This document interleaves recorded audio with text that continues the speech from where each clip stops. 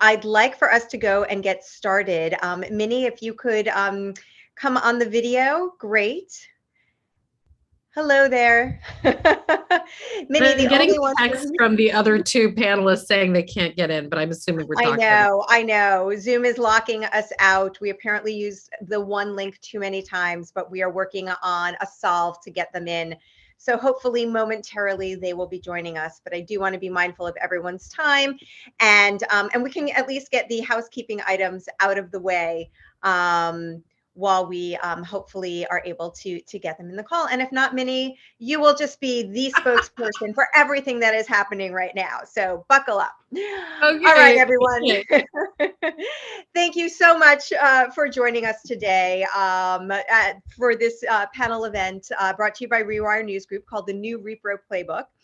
I am Galina Espinoza, the president and editor-in-chief of Rewire News Group, and it really is a privilege to be hosting this conversation, particularly today on the eve of the 49th anniversary of Roe v. Wade. I'm so thrilled to have Minnie here. For those of you who you don't know, Minnie has been in her new job all of 5 minutes. I think technically it's about 2.5 months. Is that right? I think I just passed a 2-month anniversary last week. And Minnie is, of course, the new president of NARAL Pro-Choice America. So lots to discuss with her and hopefully with the other panelists once they are able to log in. For you, the audience, we want to encourage this to be a conversation. We are thrilled that you're here. This is an opportunity for you to ask questions, to understand the current landscape in the fight for abortion rights, abortion access, abortion care. So if you do have questions as we're talking, please just scroll down to the bottom of your screen where you see the Q&A icon. You can type your questions into there. We have staff monitoring that Q&A channel, and we will get to as many of your questions as we possibly have time for. So with all that in mind, we're going to just go ahead and jump right in. And, Minnie, one of the things that I was so thrilled about bringing the three of you together for is that your leadership is it really marks a momentous shift for Repro organizations to have three leaders of color of these organizations at this moment in time. In fact, it's something when we promoted the event on our social channels, we got feedback with folks saying how inspiring it was to see the three of you as leaders of color heading these organizations. So I would love to hear from you personally what it means to be part of this momentous shift, and then also strategically, what you think, how you think that impacts your leadership at this moment.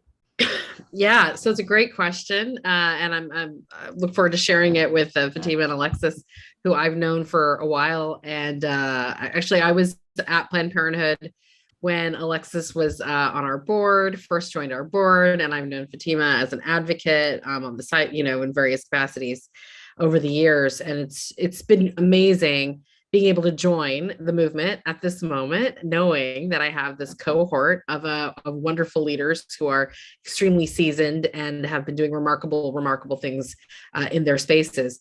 For me personally, I want to give credit where credit is due. The NARAL board of directors was extremely intentional about rolling out a roadmap for equity for the organization and really head on addressing some of the challenges that have been reported, frankly, about race and equity and inclusion in the movement overall, but also at NARAL. So, as part of their roadmap to equity, for equity, they were really intentional in their recruiting. And I was frankly persuaded to join NARAL because I never, none of us ever want to be a token or a symbolic leader. You want to know you're going to an organization that's fully embracing your values and that's really going to be an inclusive place for you, but also allow you to do the kind of change making you'd like to make. And prior to my role at NARAL, I had spent about 5 years working in the diversity, equity, and inclusion space, both in the corporate sector and in the Biden-Harris administration. So this was something I was really passionate about. I was pretty convinced my career was going to be in the DEI space. I have a long background in reproductive rights, but I thought that I'd continue to do that work as a volunteer. But knowing that we were in this inflection point in the movement, right? And that there were so many interconnected issues between diversity, equity, inclusion, the future of the movement, potential downfall of Roe, which I know we're going to talk about, and how they intersect, and how as we're reimagining a world for equity around reproductive rights and reproductive justice, I could be in a pivotal role at a legacy organization making that change. It was really exciting, and it really drew me to the role. Fantastic. And you've talked a lot about this opportunity to make change. And we saw one of your first actions this past week when NARAL announced that it is going to tie its endorsements directly to voting rights. Can you talk a little bit about why this initiative was the first one that you announced in 2022 and under your leadership, and how that fits into the broader strategy for NARAL this year? It's such a good question. So I don't think that we intentionally thought of it as the first initiative of the year. It was really pragmatic, I'll be candid. We joined the Voting Rights Coalition, the larger Voting Rights Coalition, a while ago when those initiatives started moving in the House and then the Senate. Those conversations started. So well before my time at NARAL. But I happened to join at a pivotal moment when the conversations in the Senate were really kind of getting more serious and real momentum was anticipated. And so we partnered with RJ groups. We partnered with the Reproductive Rights Coalition leaders who work in the federal space. And we've been aggressively lobbying on the Hill for the past 6 weeks, just to make sure we were very clear that the reproductive rights movement, health and justice movements were unequivocal about filibuster reform for voting rights.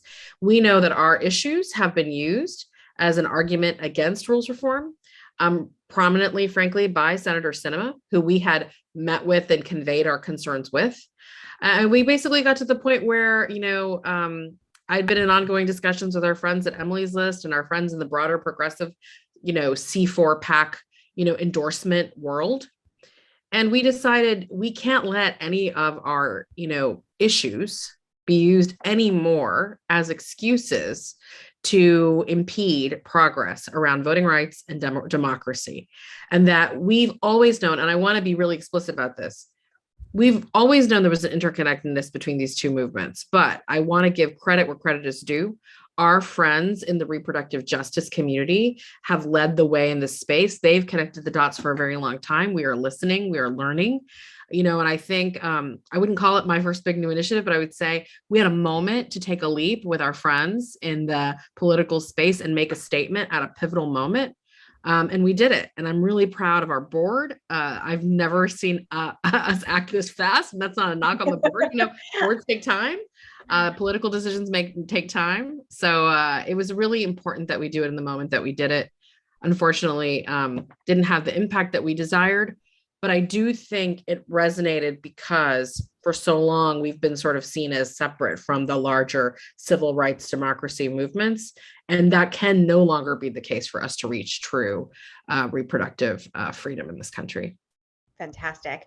And I'm going to pause for a second to welcome Alexis McGill Johnson and to apologize for the technical difficulties on our end, but thank you for hanging in there with us. We are thrilled to have you here. I know Minnie is relieved to have an ally here for the conversation today. So welcome. And of course, for our audience, Alexis is the president and CEO of the Planned Parenthood Federation of America, and we are thrilled to have you here today. So welcome, Alexis. Well, I'm delighted to be here, and I can hear a little bit in the background of Minnie sharing the latest in play and the intersection, and just delighted to be in company with you all as we, perhaps celebrate Rose's last birthday.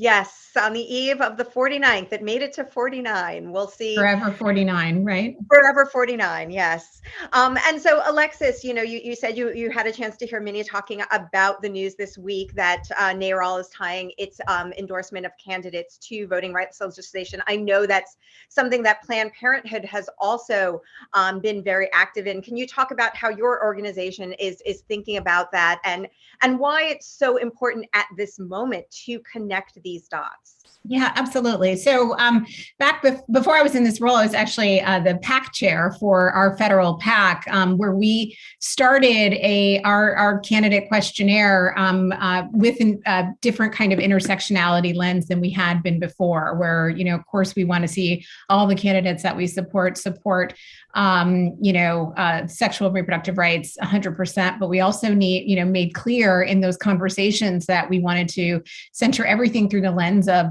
the patients that we see and their experiences. And if we can be with them at the intersection of the injustices that they experience, that will give us a more, fulsome ability to show up where we need to politically as well.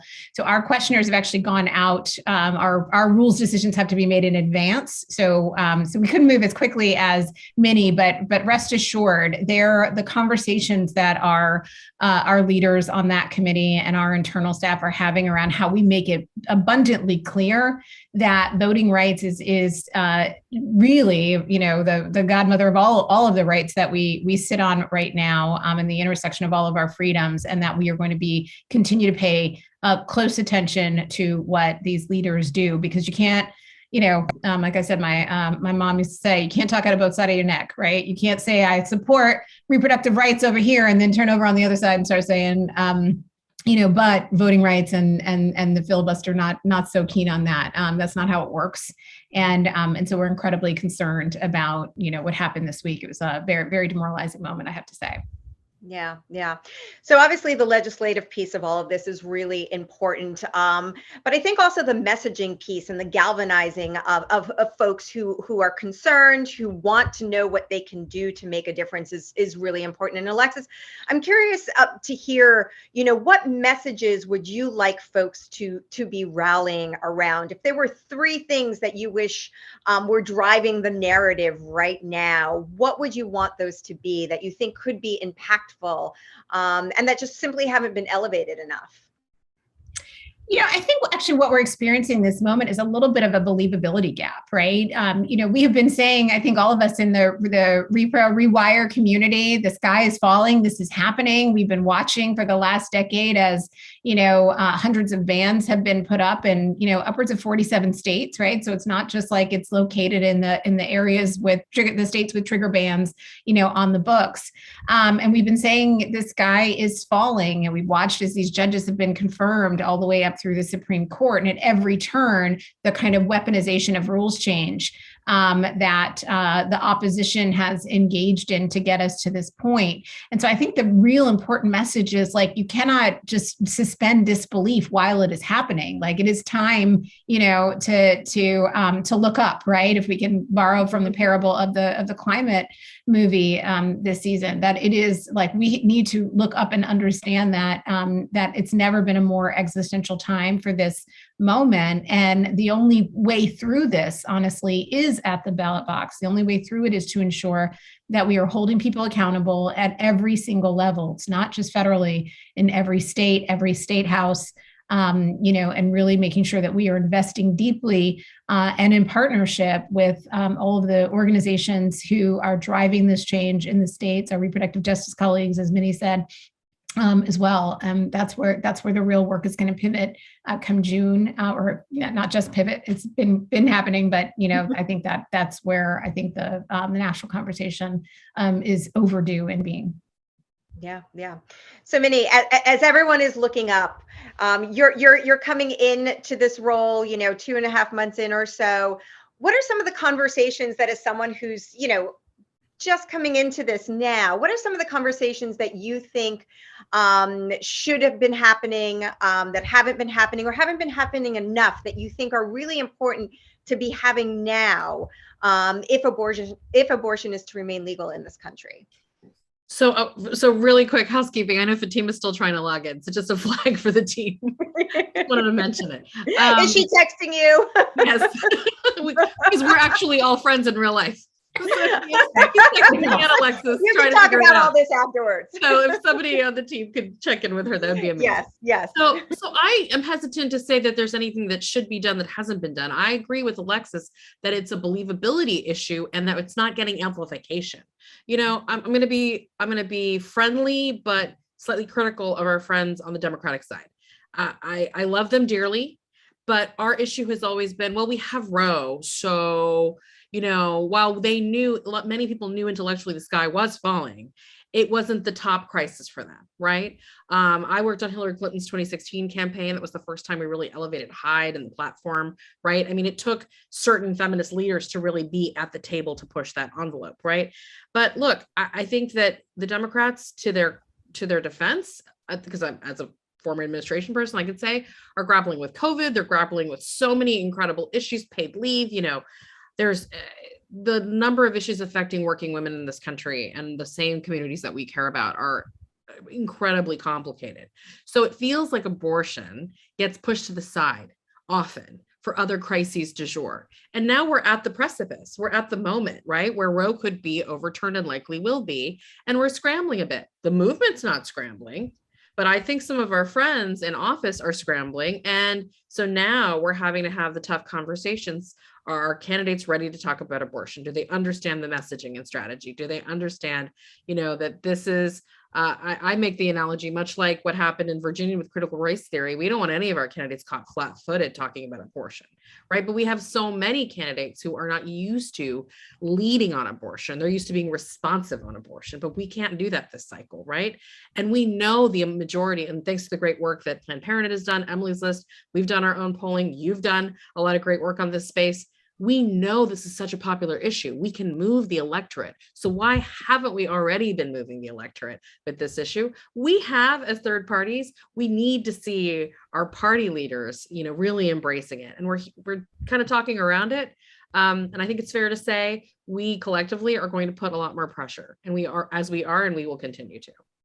Fantastic. I think the movement's been doing what it needs to do. We now need a lift. To push, to get others to do the lifting. Yeah, we can't be the only ones talking about it. Yeah. All right. And I am thrilled to say that Fatima Goss-Graves, the president and CEO of the National Women's Law Center, has joined us. And so, with apologies for all of the technical issues, thank you for hanging in there with us. We are so excited to have you here, Fatima. Welcome. Oh, thank you. I'm so glad to be here, and I persevered. I'm in. That's what we need to see, perseverance. Right? Exactly. For practice. Fantastic. Well, I am thrilled to have all three of you on for this next question, because Minnie, you talked about this idea that, we've been saying the sky is falling, and now the sky is actually, it has fallen. And we're looking to others to step in here and to acknowledge that and to act accordingly. And I'd like to imagine the scenario. Let's say it's June 30th and the Supreme Court has actually issued a decision that overturns Roe v. Wade. What does July 1st look like in a very practical sense? What does it look like for pregnant people seeking abortion care? What does it look for each of you at your organizations as you think about where you go next? What does truly it mean to live for all of us in a post-Roe world? And what can we tell people that helps them to feel empowered and like this is not going to be the end, that there is going to be a continued effort to restore rights and to maintain care? And, Fatima, since you just joined, I'm going to ask you to dive right in. Sure. I mean, that's exactly the moment that we are all planning for, right? We are planning for the Supreme Court to take these sorts of extraordinary steps and lots of other iterations. And so for many people, it will mean waking up to a world where they're really, really afraid, and the ability to access care will fully depend on your zip code and your resources. People will still need abortion care. And so a big part of what we're planning for is protecting people and ensuring that they can get the care they need. But the other thing I just want to name is, in some ways there's practice, because the right to abortion has never been fully realized by many, many people, whether it's because of the longstanding campaign to close access or things like bans on insurance coverage. And I will say people will have to be willing to be bold, and we will have to be engaged in a long arc fight that is about the law, but is about the hearts and minds and soul of everyone in this country. Hearts and minds and soul. I love that. And I think that it is so, so true. Alexis, would you like to go next? Yeah, I mean, look, I think that there are a couple scenarios on July 1, too, that we should dig into, right? I mean, neither of them is a win, right? One, it could, as you posed, be a complete overruling Roe v. Wade and Planned Parenthood versus Casey entirely.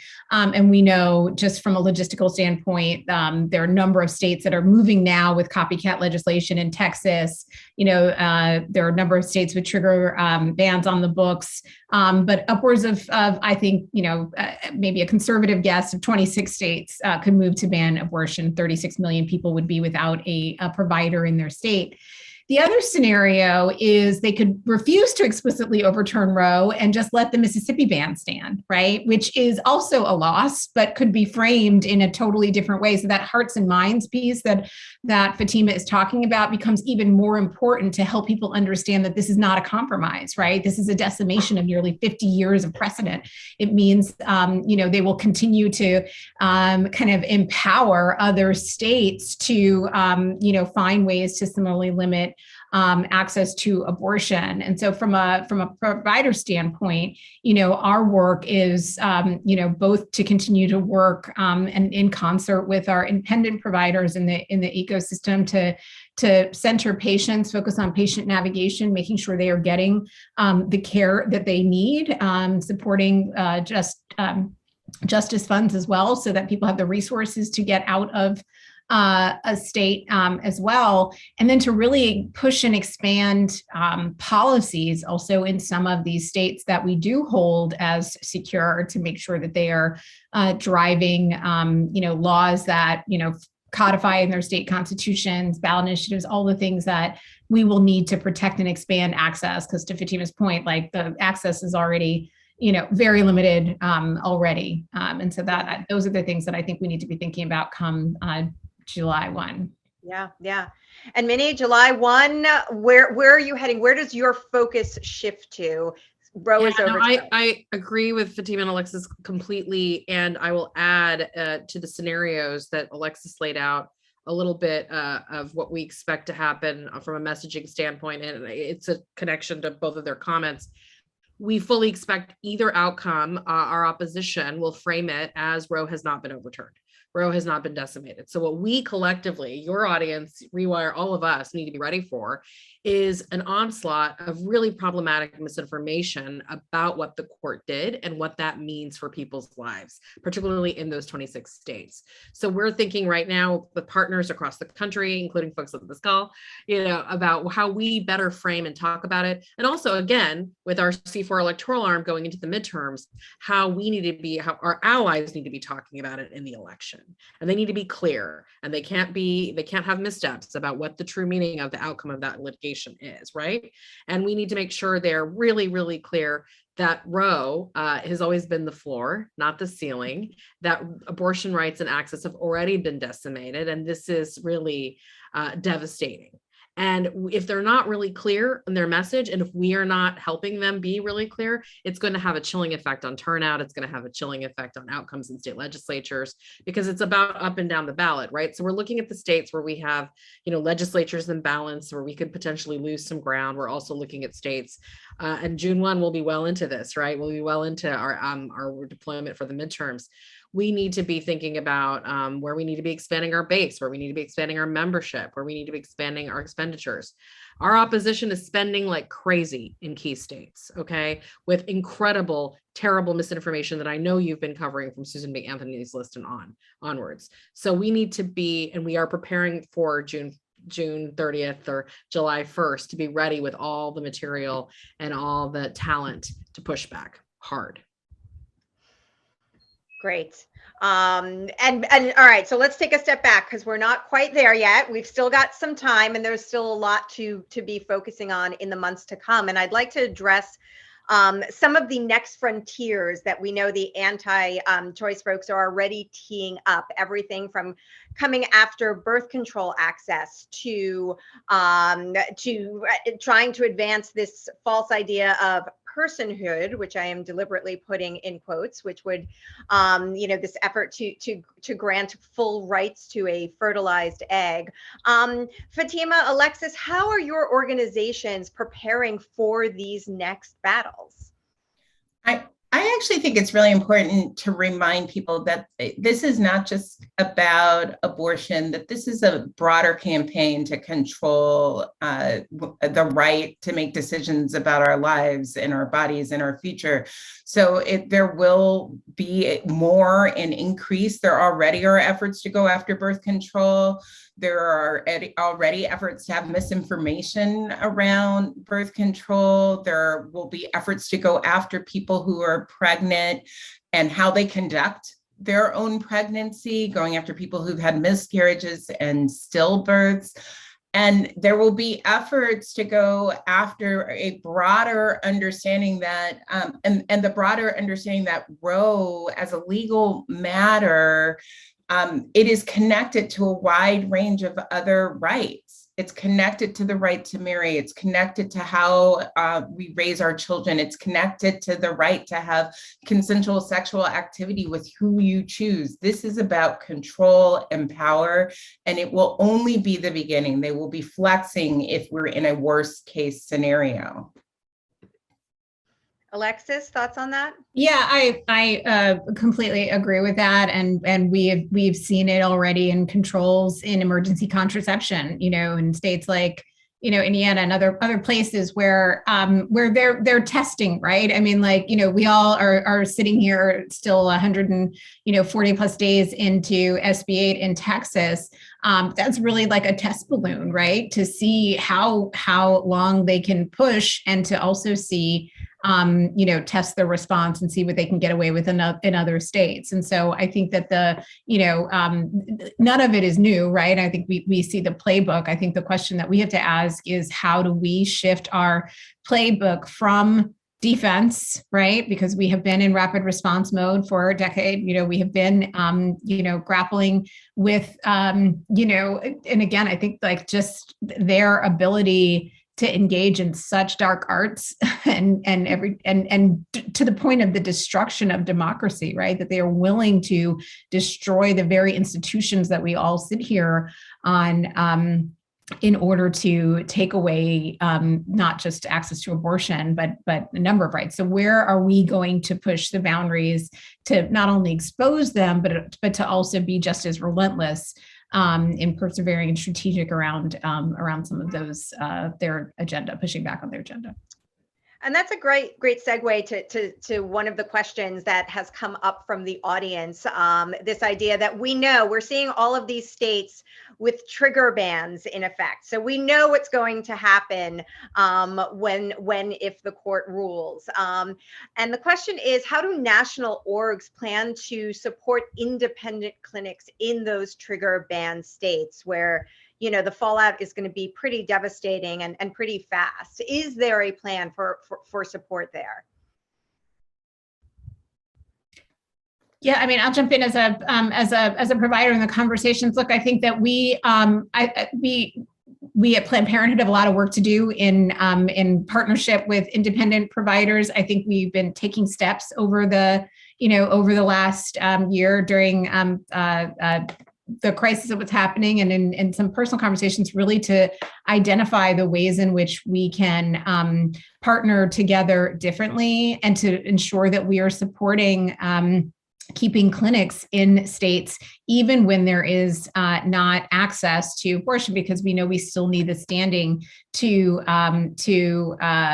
bring these cases forward and keep them in the pipeline. And so I think it's really important to support the work of Abortion Care Network, of RAD, of NAF, of NNAP, like all of these organizations that are holding really onto a larger portion of the abortion provision space. I also think we have to be talking a lot in partnership around telemap, right? To make sure that we have a window where there, with access to the restrictions being lifted, for us to be thinking differently around what that will look like from a practical standpoint, and understanding how that also is a place where where providers broadly are able to push the boundaries to make sure that we are serving patients all together. But I think that it's critical. There are not enough providers now in states, including Planned Parenthood. So it is really critically important that we make sure that we are holding on and supporting all providers. Great. Can I also just name that, this is going to be a time where not just in our movements, where everyone is going to be called on to be creative and to do more. And that includes this administration, that includes Congress. I mean, the administration is going to be called on to bring all of its resources to bear. I saw right before getting on this call that HHS has launched an intra-agency task force to really focus on this, but they're going to have to bring logistical resources, legal resources, with the goal of protecting people and ensuring that they get access to the care they need at a time when states are so desperately trying to undermine access. That will have to be front of mind for everyone, even if it wasn't the top of your agenda before.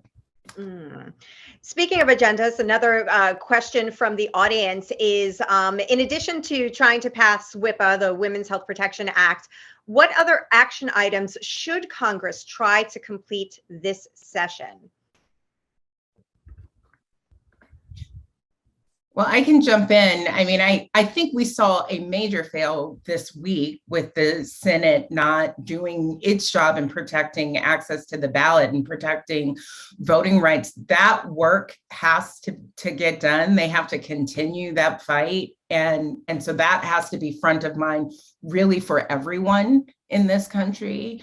And for sure, WIPA, which I hope you guys have talked about fully, but if you haven't, not yet. Go ahead. We need to talk about it. Yeah. But if you haven't, when you think about the fact that we have a bill ready to go that addresses these rogue states who have so absurdly and frequently spent their agenda in undermining access to reproductive health care, that has to be top of the agenda as well. And then if I could just say one more thing, and that is, we are going to need not only work around things like WIPA, not only taking the steps to do the EACH Act and get Hyde out of there, but we really, to go back to the federal agencies, we really, really need them to think creatively about how they're using their resources across them and across every single one of them.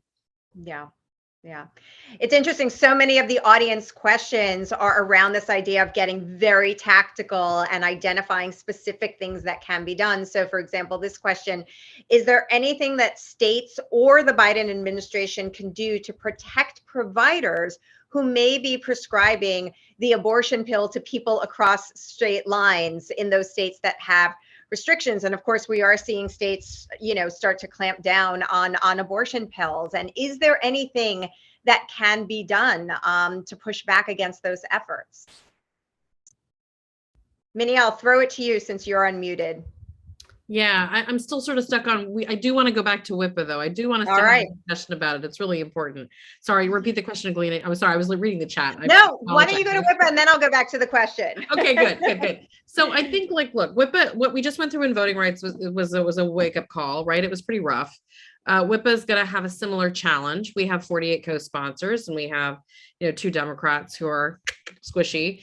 But we have, and 2 Republicans who maybe we can get. But I think, look, it's going to take every single effort across the entire reproductive rights coalition, health rights justice coalition, to mobilize around WIPA. WIPA is it's as Fatima said, it's there, it's ready to go. We have Senate leadership support. We have to really put a lot of pressure. And I know there's a lot of division around the Democratic caucus, around priorities and what should come next. But we have to get WIPA passed before the Supreme Court comes down with a ruling on Mississippi. So we have a window. So I'm asking, like, every single person on this call, don't think of WIPA as, okay, that's one agenda item, but what else? There's plenty of other things that we care about. Everything Fatima talked about, paid leave, Build Back Better, all the things that would create better conditions for women of color and communities of color in this country. But WIPA is key. And if we can't get movement on WIPA between now and in the next few months, it's going to be very, very challenging. It's also key from an electoral standpoint, because I'm going to tell you, people are pissed off about the lack of ability for us to move major bills, even though we have a Democratic majority in the Senate. So we need accountability, and voters are going to be looking for accountability. And I say this with a lot of praise for our friends in the Senate Democratic leadership. We've got to be bold. They need to be bold. They need to bring this vote soon, so we can capitalize on the momentum between everything that's happening in the states. I was just on a call this morning with folks from Florida. They've got another SB 8 copycat bill that they're battling. We're just going to keep seeing this stuff. And it's not enough just to wring our hands about it when we have an actual legislative solution right now. So I just want to be clear. Let's not dismiss WIPA. Let's be really intentional about it. All right, so we've identified voting rights legislation, WIPA, really key pieces of legislation that you would like to see everyone supporting. I am seeing some questions, though, from folks feeling a little discouraged about what happened this week, feeling like maybe this is energy that's going to be spent in vain, because it doesn't seem like anything is actually getting pushed through. Is there anything the public can do, and how can people continue to feel hopeful given what is happening and what we just saw happen this week? I mean, I think I can speak for perhaps the four of us, right? The level of demoralization this week in particular really hits hard when we watch, as we were just talking about the playbook on the other side, at critical moments of seizing and using power, that they have been bold and unapologetic in doing so. And that is, something that I'm definitely sitting with. I know all of you are this week. I think what we can continue to do is recognize the fact that this issue, sexual and reproductive rights, but abortion is at the top of every poll, that I think anyone has seen. And I think the overreach that has happened, I think in particular in Texas, is demonstrating what the world will look like for more, right? Not like, obviously, to all of our points, this has not been, even access at all by any stretch across the board. But the reality for more settling in, I think, is something that is an opportunity to really hone and wield into 22. So that actually does give me hope.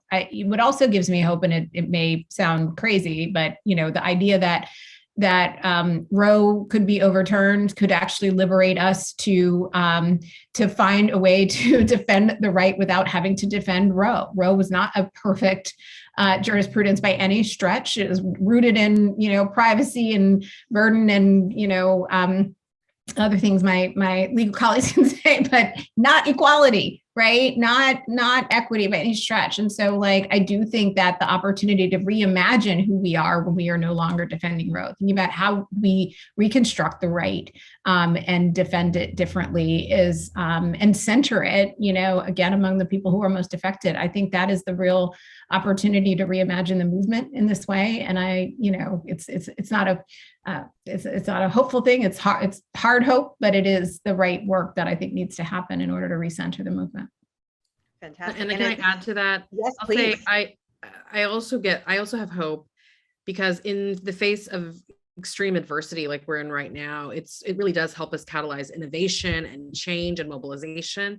I've never seen, and I've only been here 2 months, but I worked in the movement before, the level of energy and participation and folks reaching out to us from all corners. Like, there was a great article today about, or it was yesterday, about employees pushing back on corporations in Texas. I mean, there's been a lot of things in the movement we've talked about. Right? How do we hold corporations responsible? How do we get activists of the younger generation to not take abortion access as, something for granted and to really be mobilized? Well, this is pretty horrible what's about to happen, but let's be real. It's already been happening to women of color all across the country. So maybe this is the thing that wakes up American women and men and people to say, hey, this could be that catalyzing wake-up call around the assault on all of our constitutional rights, right? And this could lead to what I hope, and I think many of us are counting on, but not just counting on it, raising money around it and creating plans around it, electoral change and a massive organizational opportunity for all of our groups across the country to really engage and organize in a true way, in a really effective long-term way, because this is let's be frank, this has always been a decades-long fight. What SCOTUS does is definitely a really chilling, terrible, problematic moment for us, but abortion rights have been under assault from the beginning, since Roe became law of the land, and folks have taken that for granted. So I think we have an opportunity, an organizing opportunity. And I'm really excited by the younger generation really leading the way on these fights.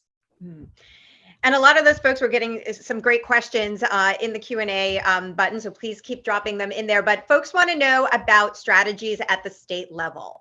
What is the plan to go? We talked about trigger bans. We talked about these copycat bills. We know that this is going to be a mess, what's happening at the state level. What is the strategy for pushing back? And are there any states that any of you see doing good things that other states should be modeling after?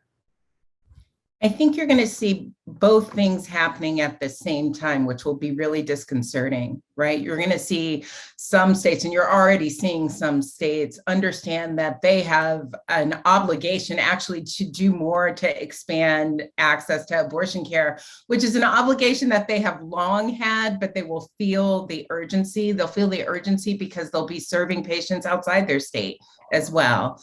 And at the same time, you will have fights that might feel defensive in various states as you see some states race to implement whatever it is the Supreme Court says this spring.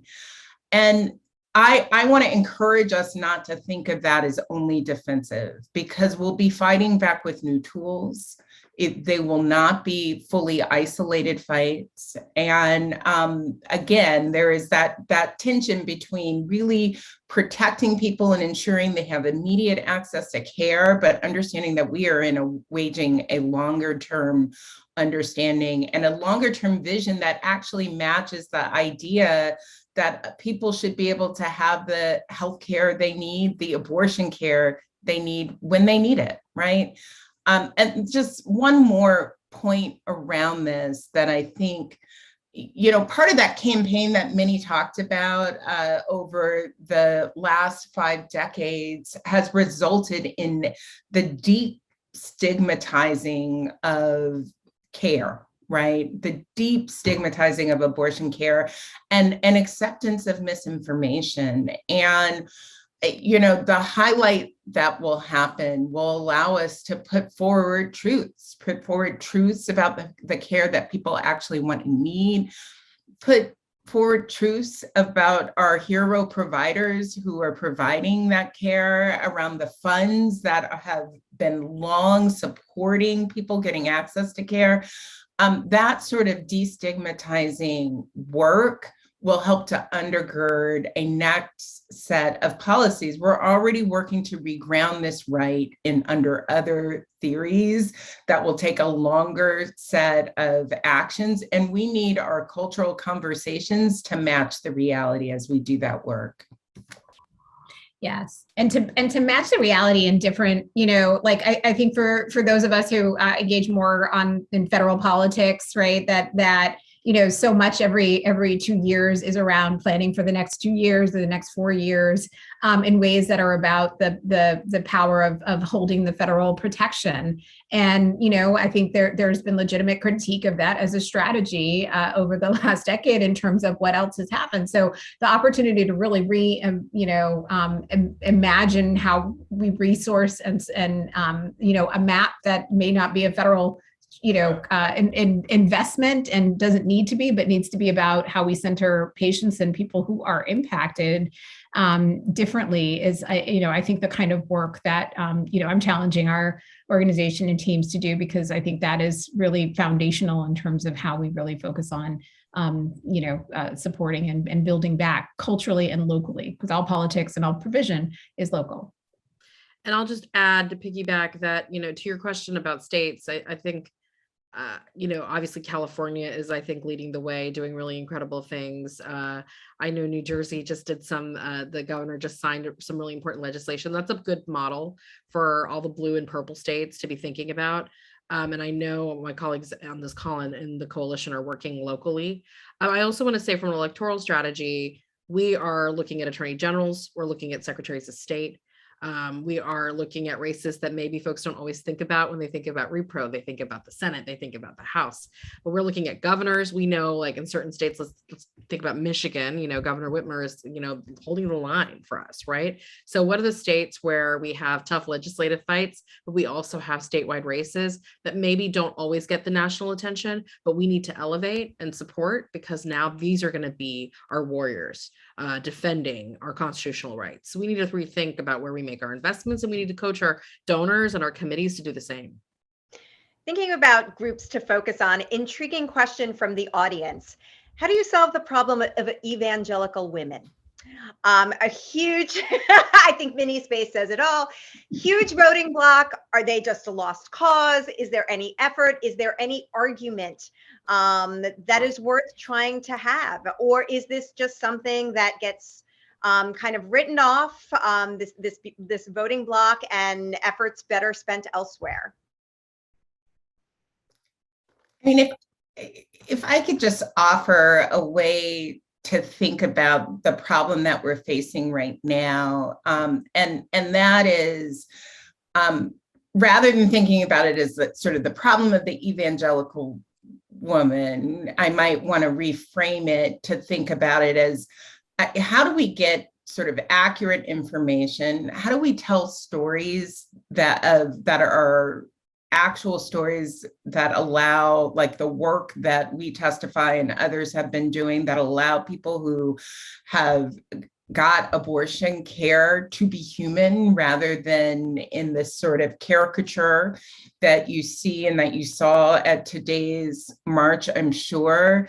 And how do you reach people to help them understand that abortion care is a part of a suite of things that people need in this country to be able to thrive, and what that looks like. And so if the bottom line question is, do we ever write anyone off? I never write anyone off.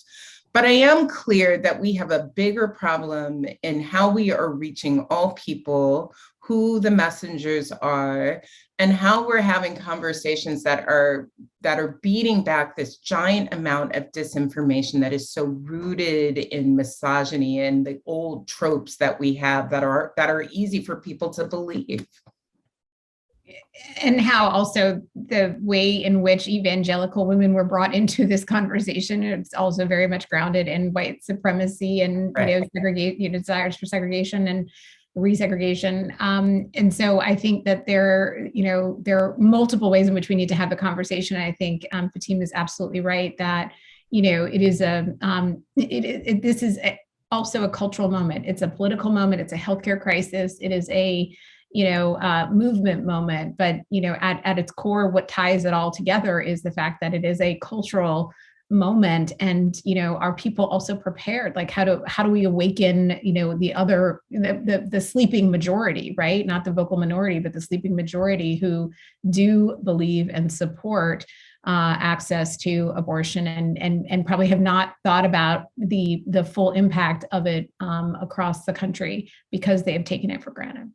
And if I could just add on to that, it's because it's a right that has been enshrined and clear for 5 decades, right? So, people get out of practice of fighting for things they already think they have, right? You don't usually wake up and say, the first thing I'm going to do is fight for that thing that I thought was secure. Yes. And I think that awakening of the sleeping majority will be one that will be really powerful and will take all of us to hold.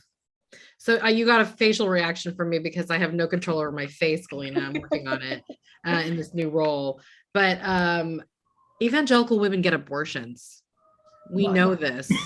Well, I worked as Alexis knows, I'm a Planned Parenthood alumni, and I worked in an office in a health center, one of the largest in the country in Houston. And we saw plenty of people who protested us come at different hours to have an abortion or bring their friend or bring their daughter. So look, the hypocrisy is just frustrating, but I agree with both of my colleagues here. They will wake up when they no longer have this right. And there will be a cultural transformation, and we should never leave anyone out of the conversation. I also want to give a shout out to our really amazing colleagues at Catholics for Choice for the action they did yesterday. Incredible. I'm sure everyone's seen it, but where they were actually projecting stats about how many Catholics actually support abortion and have had an abortion. And we can't give up any pocket of the faith community because we have those allies in those communities, and they're starving for inclusion in our movement. So that's my feeling about that. Well, and thank you for bringing it back to a place of hope and optimism, Minnie, because we do always like to end in that way. And that is something that, many folks who are dropping questions into the Q&A were asking for. How do we stay optimistic? We know the next 6 months, or it could be 3 months, someone called out and said, what if the Supreme Court decision comes in March? Are we ready for it? What would you say to reassure folks that the three of you are ready for whatever comes next? Whatever comes next. First, I know hope is the backbone of movements. I know optimism. People have to have a reason to get up and get engaged and not just succumb to, autocracy and crazy things that are happening all around us. I also think that sometimes that's a luxury that we can't afford, right? That we need to kind of pull back and say that movements in and of themselves are actually, they're dynamic. They are never settled, right? They have to be remade, relitigated, made relevant over and over again for every generation in accordance to Fatima's points, with new tools, new imagination, and new rights. Like, we cannot just assume that because we marched, 50 years ago, as we can see now, or 60 years ago, that our right to access the ballot box is secure, much less, our right to access abortion 50 years ago. I keep saying, like, I'm 49, I'm as old as Roe. So so we have to actually have a different perspective around what the long arc is and what our purpose is, as opposed to just hope and optimism. That purpose is really what needs to drive this work, ensuring that we are leaving the tools and learning, really probably from the next generation, more than just leaving the tools, to ensure that the fight goes on. And I think that's really, for me, what gives me hope, actually, because I feel like that's the piece that is driving me more. I mean, you clearly feel optimistic because you just signed on to head NARAL Pro-Choice America. So I agree completely with Alexis. And I think hope, while it's a beautiful, wonderful thing, what gives me hope is really actually righteous anger. And I spend more of my day rooted in the anger. And I was sitting on this, I was, on the board of Emily's List, and I was working in corporate America, and I thought, I was doing my part. And I was probably doing my part for the moment I was in my life, right? But when this opportunity came up, and then the Supreme Court decided to hear Dobbs, I had to really look in the mirror and say, what am I going to do with all this anger? And for me, what was helpful was to channel it into action. And I'm seeing that in our staff. I'm seeing that in our colleagues in the movement. I'm seeing that on the ground. I'm seeing that in our candidates running for office, some really exciting young candidates really shaking things up in key difficult places. So what gives me hope is what I said before, and piggybacking off Alexis, it's that folks are ticked off and they're not tolerating it. And with voting rights the day after, instead of being like, oh, we're so depressed, most of my social media feed is people saying, well, you know what? I'm even more angry and I'm redoubling my efforts in this space. So that's what gives me hope, is that folks are not settling. We settled for a lot as a movement for a long time, and we can't, and that was off the backs of women of color, right? We can't do that anymore. We are not doing that anymore. We are channeling our anger into the fight. That makes me optimistic. And Fatima, it seems fitting to give you the final word, given that it took us the longest to get you into the event. So final thoughts. You know, I have to say that I'm someone who naturally leans toward the hopeful bent as a disposition. But even with that, there's a couple of things. One, I'm really grounded in the fact that we are in a long arc. You know, we are not the first folks to face a massive resistance, and we're not the first folks to have to come up and dream ahead for a next generation. And I would want to be nowhere else but right in the middle of the work to create and dream and protect my people. And so that gives me a lot of hope. I'm also energized by the leadership that we have right now in this movement, on this screen and off this screen and in the streets and in the halls. It's really, really exciting to see. A fire is lit in the belly. And then just the last thing that I will say is, you know, there are times when you are in the middle of a really big fight and you might not feel like at that moment you are winning, but we are winning hearts and minds. We are winning over the long haul, the political power that we will actually need to put in place the protections and support for people to not just get the bare crumbs, but actually get what they need to be able to thrive. That's our agenda. That's our mission and vision. And I'm glad to be a part of it.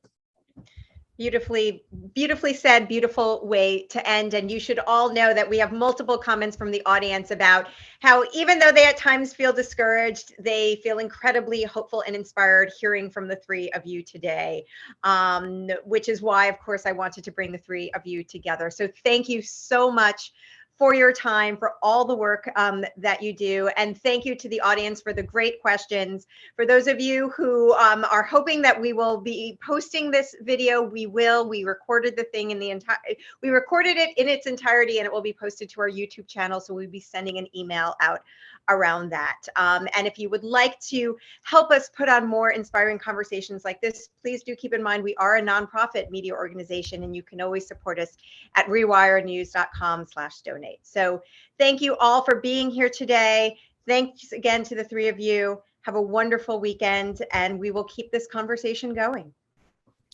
Thanks. Thank you. Please. Bye-bye.